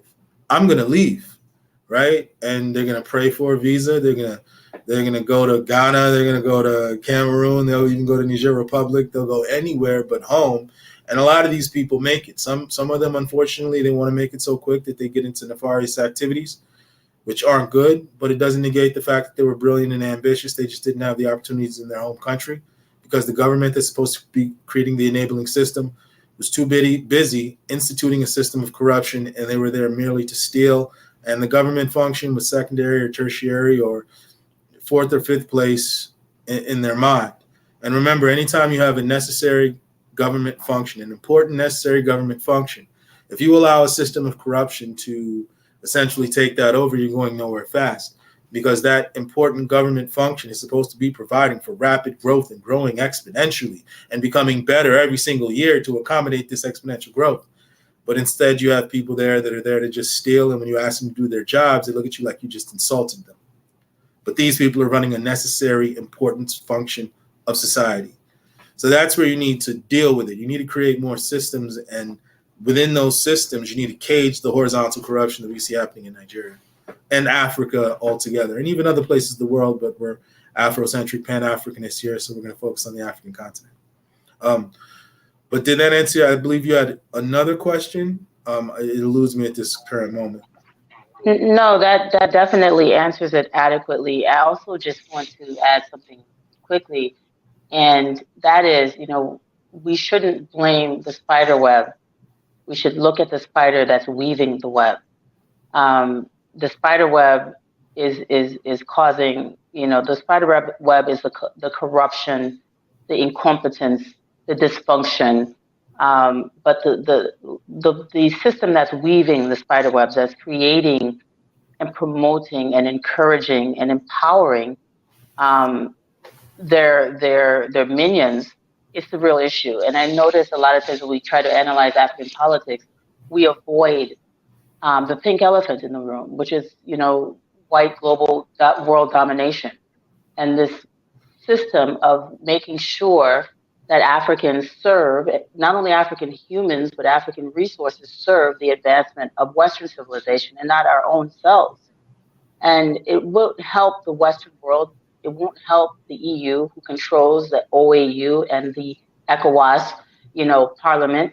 It won't help the people that sponsor our organizations if we become self-sufficient and utilize our own human and material resources for the advancement of ourselves. So there's a greater issue that's beyond just these minions that get into power and continue to dysfunction. It's this. It's what is encouraged. It's what is necessary. We say this all the time. For Nigeria to increase, the Western world must decrease. Look at the population. Look at the brilliance. Look at the genius. For Nigeria to be functional and grow as it should, and elevate its population to the place it belongs in the human family, and therefore carrying the rest of West Africa and the entire Black world with it, for that to happen, the West will decrease. So we must understand that there is a very orchestrated and organized effort to make sure that this dysfunction remains as it is. So we're not crazy. And that's why we have to root it out. That's why the thing is this: nobody lets you take power. If you're weak and there's systems to keep you weak, best believe somebody's benefiting. It's up to you. Remember, every system you acquiesce. You agree to that system. It's a system to keep you down. You're agreeing to be there. You're not saying, wait a minute, give me liberty or give me death, like the founders of America. They said, give me liberty or give me death. It seems there's an echo. But Sis Cal, thank you for that. Tunaija, what do you have for us on the topic, brother? Yeah, thanks for having me. Greetings to everyone on the panel, the chat, and the viewers. I think this election is one of those elections that leaves a lot to be desired. Does it change the outcome? We can't tell until the investigation is completed. From what I gather, the court has given leave for the parties to go and inspect the election materials. And if there is any indication of serious breach that could alter the outcome of the election, even if it's only to alter the outcome to lead to a runoff, that will lead to that election being overturned. Some believe that it's impossible in Nigeria for such a situation to occur. But if there is evidence the other two parties find, they will have to. They don't have a choice because they will undermine the judiciary arm of the government itself, which could lead to some serious problems in the nation. Nobody wants to invite the military in because if you start doing that kind of stuff, that's the kind of stuff the military uses as an excuse to come in. So let's see if they find any evidence on that. That said, say the results, I'll take it from what they've got in Nigeria right now. They've announced the president-elect. And this is the first time I know of in Nigeria where a president-elect has got about 37% of the vote, which means about 63% did not vote for the president-elect. In Nigeria, normally the president gets well over 50% of the vote. And if he goes about governing as if he got 100% or 55% of the vote, he could have serious problems. And like the previous speaker said, there is something bigger than just winning the presidential election, which is who is controlling the narrative on the ground, who has got the support of the youth in the country, who has got the support of the youths in the capitals, in the universities and stuff like that. And I think clearly PWB has that. And depends on how he survives. Let's say this result stands. Depends on how he survives it in Nigeria. If he's not tainted, if he's not sabotaged, or he's able to resist sabotage of the Labour Party because he says he's going to stick around. If he does that, he will control the narrative on the ground for the next 4 years, even when the other guy, Tinubu, is in office. Because I've seen nations where sometimes you can't be in office, but you're not in power. You're not controlling the narrative. And I think that's at the core of what needs to happen. Because what PWB said in a press conference. A press conference that was supposed to be just a press conference, but it got some people to the point whereby, former Shewore supporters decided that they are going to enlist and register as Labour Party members because he said something about how some lady was weeping because of the election results, and he saw the mood in the country that people think that he's going to disappear, that he's going to stick around. And he also said that him as a leader has to set an example for the youths of the country, because people were asking to go on the streets. People wanted to start taking action, like, more direct action. But he says, if we do that, then what kind of example are we setting? So there are certain things, the way he put these things, he made him come across as somebody highly, highly responsible, highly,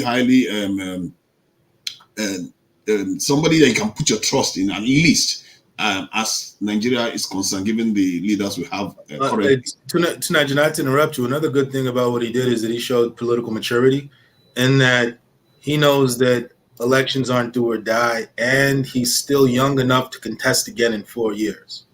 Yes.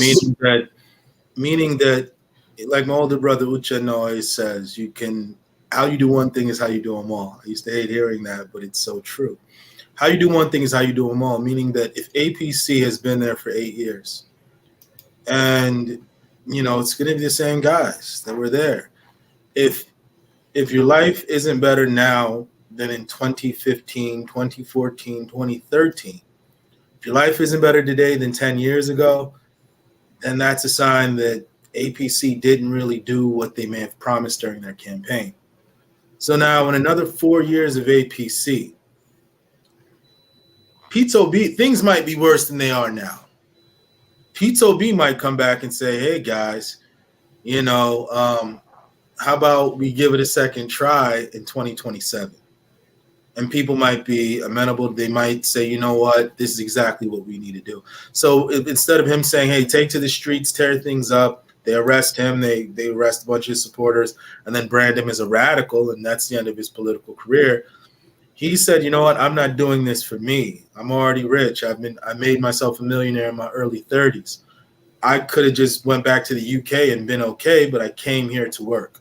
And nothing has changed. I'm going to fight it in court just to show everybody, hey, I really won. This is his strategy. Whether he did, whether he didn't, this is what he believes, and he's going to show everybody, hey, I really won.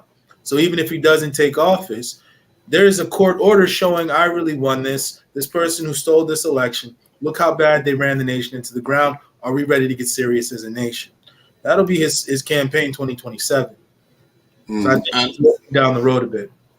Peter B has experience of winning court cases that seem insurmountable. And I believe that a lot of Nigerians believe that the court will not. I said, no, I'm not so sure, because the court doesn't want to invite something worse if they resist clear evidence of a violation. That said, if I go back to how this current results was achieved, I think, Tinubu has been planning this for decades. And this is one of the lessons people can learn from what he has done. Because if you prepare early, you tend to win the narrative, because the newcomers on the stage, they will have momentum, but at the core of it, you have understood a lot of things. You've already talked to a lot of people. You have formed alliances. And that's what happened during this election. Even if the turnout was very low, which is a form of rigging, because clearly there was a poll that came out and said if there was high turnout, PWB will win. But the turnout was extremely low, even lower than the last election, when people were more enthusiastic about this election. That is crazy. It tells you that something happened. Something is off. Yeah, something is off. River State, hey, for the life of me, I couldn't believe what I was seeing. River State, literally half of River State is basically Igbo speaking. And yet, somehow, APC won it, because the so-called governor went and did what he had to do. And he's claiming that he turned the election within 2 weeks.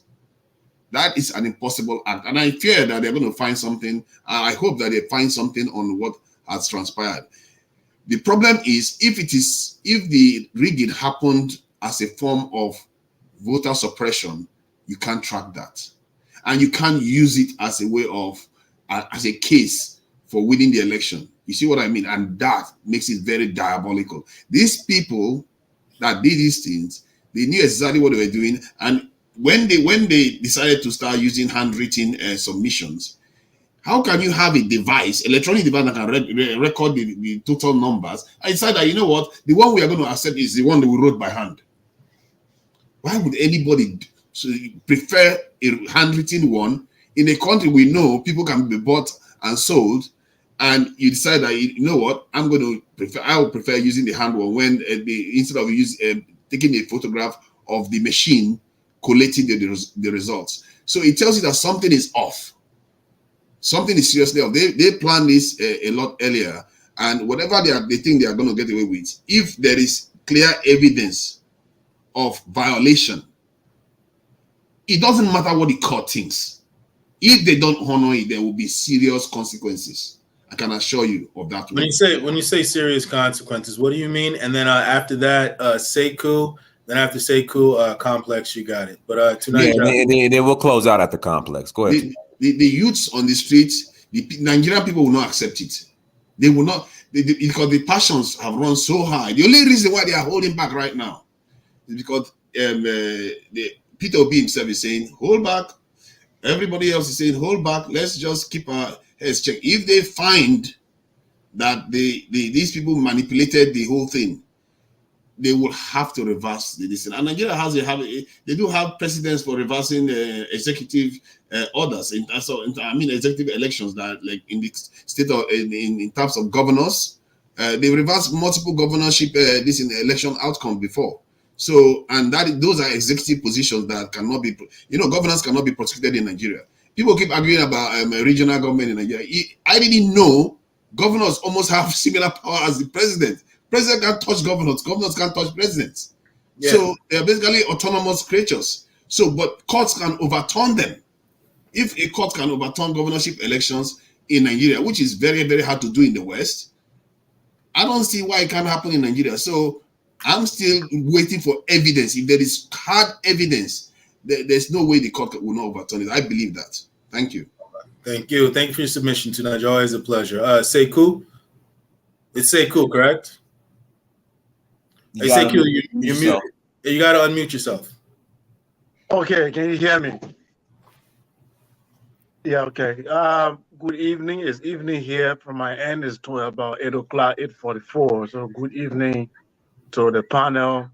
Thank you, brother. I listened to the entire presentation. You gave a detailed explanation of what we follow. I'm a Liberian. I'm not a Nigerian, but I followed the entire process because I grew up in Nigeria. I spent like 10 years there. I went there at the age of 15 when Obasanjo was in power. Which city? I've been there, and then I was in Mina, Niger State, Mina. Mina, okay, nice. Yeah, Mina, where I did. Yeah, very close to Kwara State in the capital city, Abuja. So I lived there for a good 10 years. So this election, definitely for us who follow everything, we know it was rigged. We understand what happened. Tinubu is he's like a godfather. He put Buhari there. So he said, Emilokon is my turn. He knew what he was saying when he said that it was my turn. Because the presidency in Nigeria, whether we like it or not, is the cabal who do the consensus. We know how Obasanjo came. We know how Obasanjo gave it to Yar'Adua, and Yar'Adua confessed that the election that he won was rigged. And then he said that we know how Jonathan came. So there has never been really clean, free and fair election in Nigeria. The one that came close was the one Jonathan conducted, and he lost. I think that was the closest we came to free and fair election. IBB also had a pretty fair and fair election with Abiola.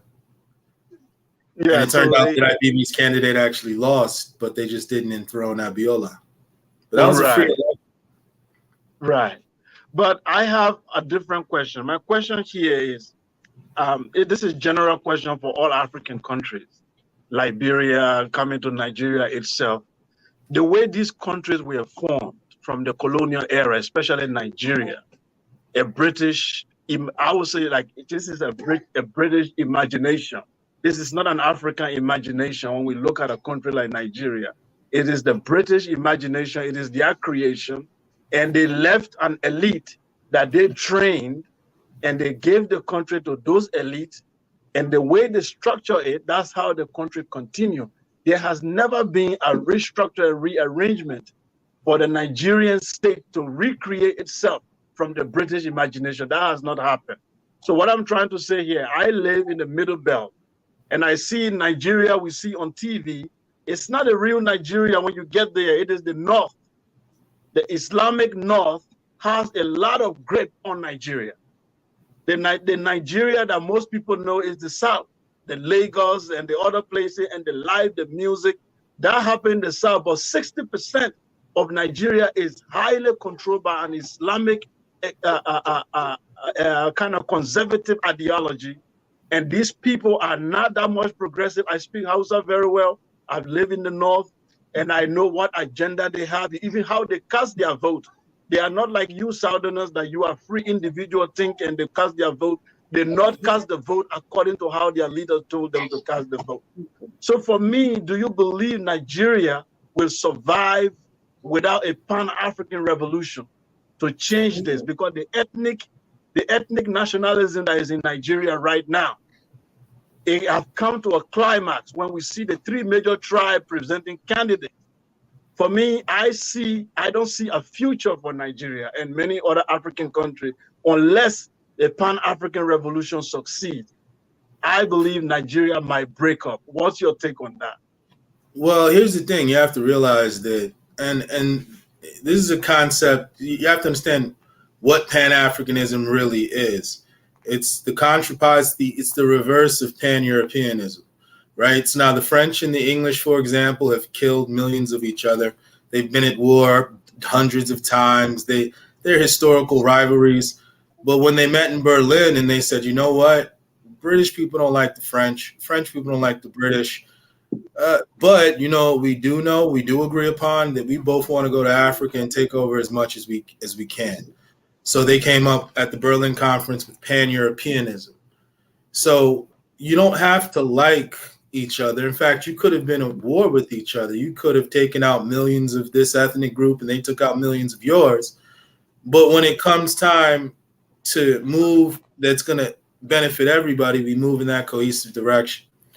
So Pan-Africanism, it doesn't mean that. So, for example, there are people who say, well, I'm not a Pan-Africanist. I'm purely an American. And it's like, well, that doesn't, those are two separate concepts. You can be purely an American, African, a black person in America. Someone can be from Guinea. Someone can be from Uganda. And nobody loses their individual identity. In fact, we don't even have to like each other. But when it comes to key issues, when it comes to empowerment of African people, we're all on board with the same thing. So in Nigeria, we can have our differences, sure. Nigeria is made up of, you have to remember that Bornu Kingdom, their empire was around almost the same time that the Roman Empire was around. And it lasted up until the 1900s, right? Uri, the empire I'm from, was around in the 900s and lasted until 1912. It's 1,000 years, right? So we're all different people who have very different history. And all of our histories are older than the country of Nigeria. So now we have several options we're faced with. We can either say, you know what? Yeah, we're all different people. We'll never be the same people, ever. We're just different people. However, we're in this country together, and we can now say the reason we're in this country is because we want to make one of the most competitive nations in the world. We want to have the most powerful, the most competitive, the most organized, the most civilized black nation on the face of the earth. If Nigerians were coming together for that, it doesn't matter if you're Yoruba, Igbo, Hausa, Fulani, Ijo, Idoma, Tiv, anything. But that is the problem, is that we don't have that vision. What we have is a neo-colonialist vision where I win, so I get the spoils of the nation. I'll give it to me and my family, a couple of my tribesmen, a couple of tribesmen from a tribe that we're in alliance with, and forget everybody else. Everybody else is the loser. Yeah, that model is going to lead to collapse. But go ahead. You have the floor. You have the last statement. Yeah, and then I totally. Hey, stop! I'm on the phone. So what I'm saying essentially exactly that's what you say. I'm saying when I look at the North, you have things like Sharia. There are states in Nigeria where the Islamic law is instituted, like Zamfara and other places. You literally have Sharia law. And just like you are in Saudi Arabia or you are in Afghanistan or somewhere, you have this law in a country that says it's a country that is moving towards Pan-Africanism or is moving towards whatever is the vision of that country. And you have states that are instituting Islamic law. And most of these universities in Nigeria, you have Islamic department where extremists outside, extremists, the Wahhabist ideology are pumping in money, and these people are raising disciples. So when you sit down and say it will be all right, there will be one country, I don't see that happening, because where is the effort? Can you show me a country in the world where people are religiously divided, ethnically divided, and yet they made a prosperous nation? I'm yet to see that in Japan, China. Where is that? Well, if you look at certain tribes in Europe, you look at Switzerland, they have about 3 or 4 different tribes that make up Switzerland, and they all work together, different languages, different histories. Well, and you they have one value. Exactly. And you have to remember that Sharia law has been in Nigeria for almost 800 years. Many of the places that are codifying it have had Sharia since the 1100s. So it's nothing new. It's been there. It's their culture, it's their tradition, it's their history. They're just putting it into law. Fine. If you want to follow Sharia, fine. However, when it comes to empowering Nigeria and making Nigeria better, let's focus on that. When you go to your individual village and you want to go to a Sharia court, you want to get married in a Sharia court, you want to follow Sharia law, great. I go to my village and I follow Igbo tribal customs and the Council of Elders, great. That's what I follow. But when it comes time to making sure Nigeria has light, we all get on board and make that happen, because we understand that we need our manufacturing sector. So it doesn't matter if you want to read the Quran 12 hours of the day or the Bible 12 hours of the day. What matters is that when it comes to making Nigeria a viable country, we're all on board and we're not there to steal from the nation. Complex, let's go ahead. Complex. Peace. But thank you, Sekou. Peace.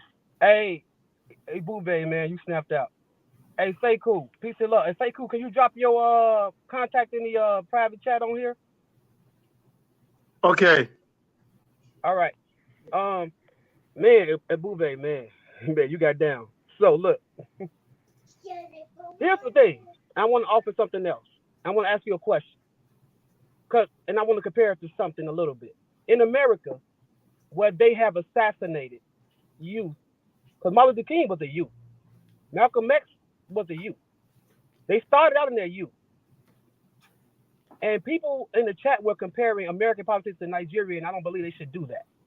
There's nothing alike with the two, and it shouldn't be alike, but the reason it seems alike from what I've seen, most of your presidents have either gone to a military school in America or the UK, and I'm talking about most. I think it's 17, as I've researched, 17. Out of 17, majority have been educated either in America or some military school in the UK, which is like a Western influence. And what I want to offer and ask, what is, for Nigeria, what's the power of local, how does local power work in this? Because presidential power is usually federal. But where's the local power? Okay, here's how it goes, Nigeria. And the reason that, all right, first off, unfortunately, there were a bunch of military coups. And you have to remember that in the beginning of Nigeria, when it was formed as a country, in order to be an officer, you had to have schooling in the UK, military officer school in the UK. So maybe like 500 people went to the UK, got officer training school, came back to Nigeria, and that clique of 500, few hundred people, among themselves, they would pick presidents, basically. It was like a cabal, if you will. So that's why a lot of them had training in the UK, because that was a requirement to be an officer at that time. You'd have to go there for like a year or two, whatever. So Nigeria is structured like this. You have the president, which is similar to the American president. Then you have a Congress, which is National Assembly, and the senators. The National Assembly, senators, House of Rep. And then you have a judiciary. So you have the 3 arms of government. That's the federal level. At the state level, you have a governor who's the executive, similar to the president. and he has instead of having ministers, he has commissioners. The commissioners are essentially the people who have parts of in America would be called the administrative agencies. In Nigeria, they're called ministries. At the state level, they're called commissioners. There's also a Senate, if you will, at the state level, Senate assemblymen or state assemblymen, if you will. Then you have federal police, no state police. And then you have local governments. The local governments are like the counties, like the county chairman, county president, city council. That would be the local governments. Some say the local governments need more autonomy, but the local governments are basically underneath the state governments.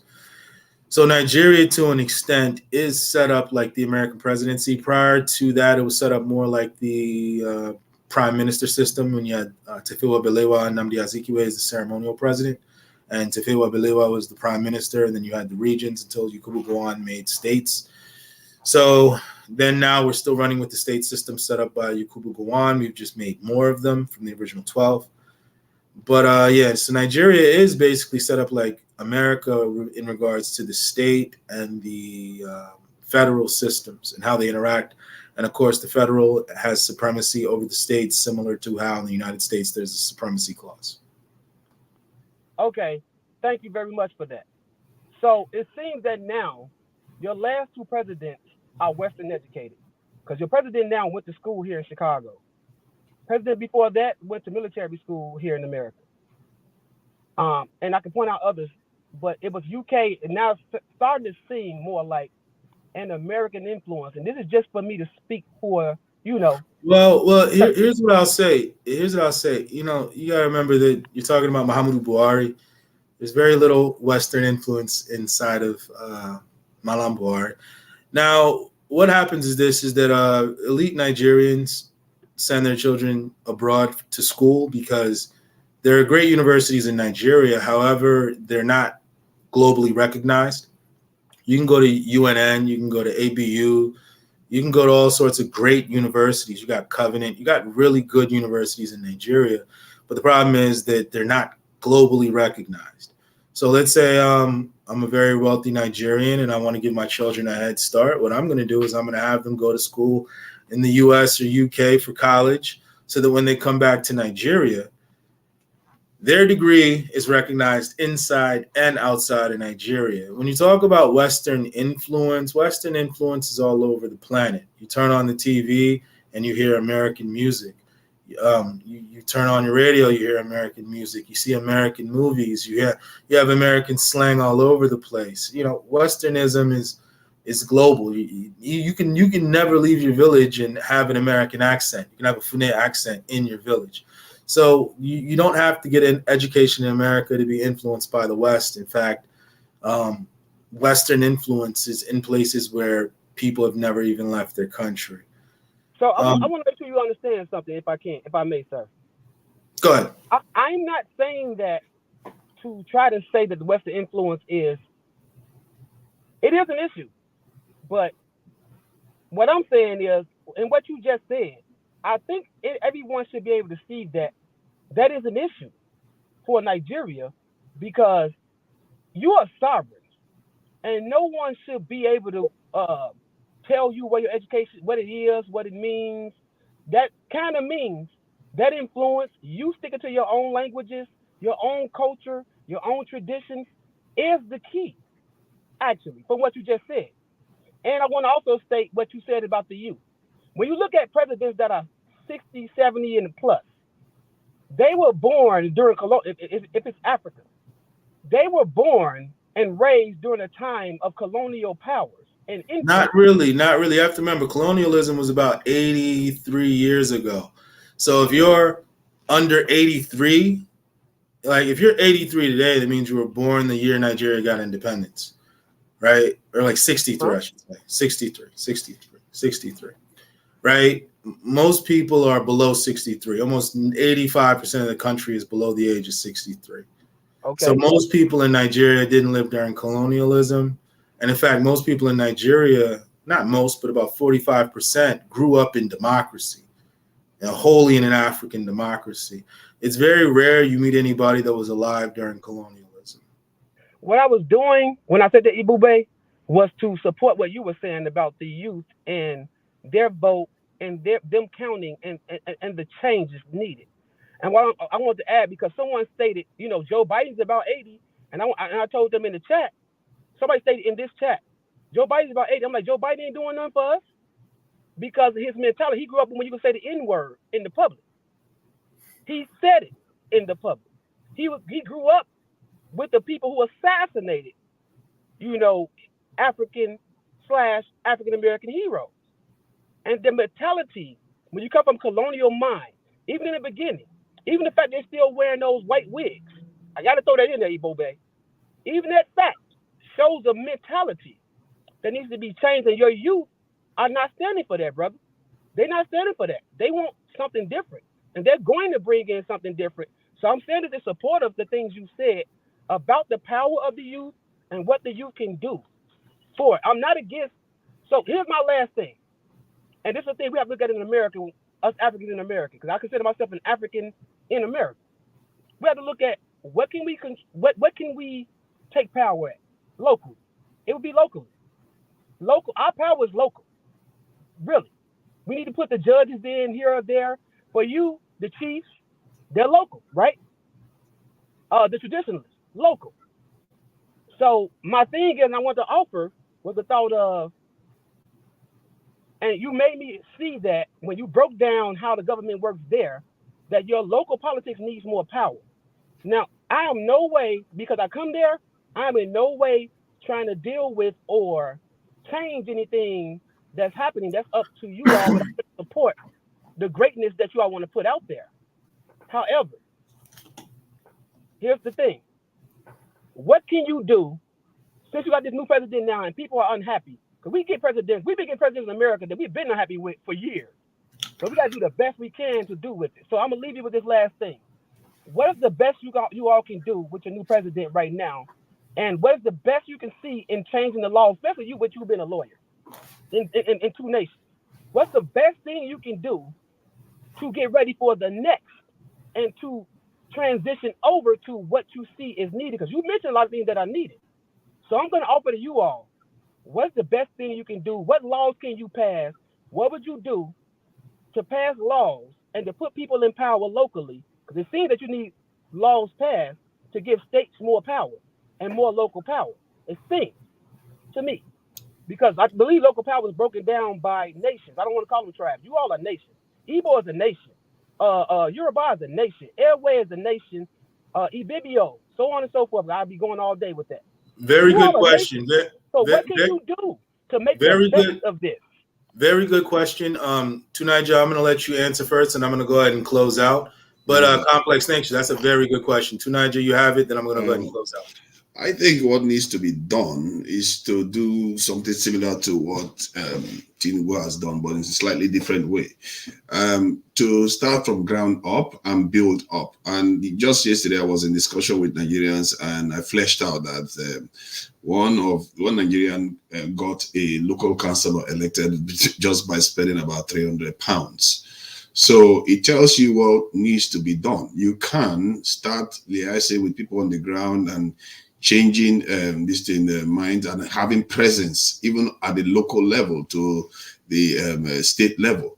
And it starts now. And I think P2B is in there for the long haul, because when he made had that press conference, I got a feeling that 4 years will just move fast if this guy does what he needs to do.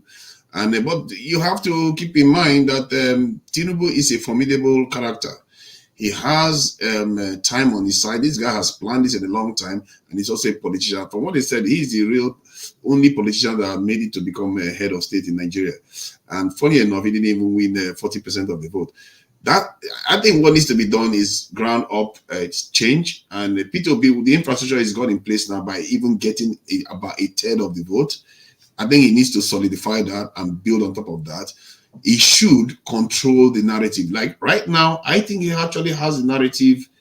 He controls the narrative right now in Nigeria in terms of, if you want to look up to leaders, he is the person the young people will likely look towards, not Tinubu, definitely not Tinubu, not the other candidates. So he has that, but the question is he going to lose that, or is he going to build on it? If he does, Then the next election, you know, Peter Obi is a Pan-African.